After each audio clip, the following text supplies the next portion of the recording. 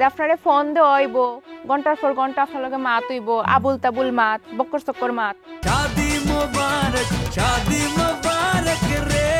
মানে মাথার মধ্যে কথা কও কি নিয়া মনে করো যে মানে ঘাস আমি যদি পরীক্ষার খাতায় ভালো লিখি কারো বাবার ক্ষমতা আছে আমার ফেল করাইবো?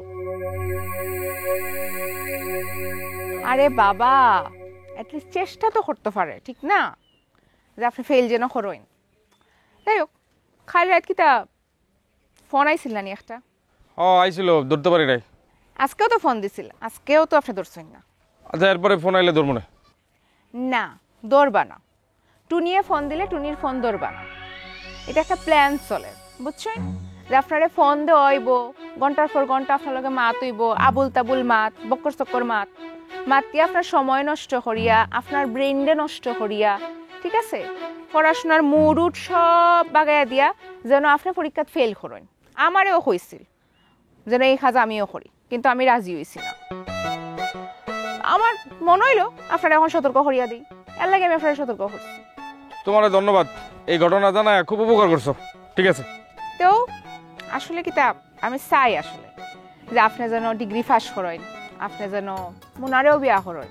কেমনে মানে এত বড় ঘটনা শোনালে এরপরে মনে বিয়া করি কেমনে? না অবশ্যই করবা, এখানে করতা নাই, বিয়া করিয়া সুখে শান্তিতে থাকবা আপনি, আমি চাই তুই কান। আচ্ছা ঠিক আছে, করবো, যাও। ঠিক আছে, ওলো বাবদরি থাকিন। হলো বাপ ধরিয়া থাকি কি তা কয় মাত মাতে, আমি তো কিছুই বুঝি না, মাথার উপরে দাদা।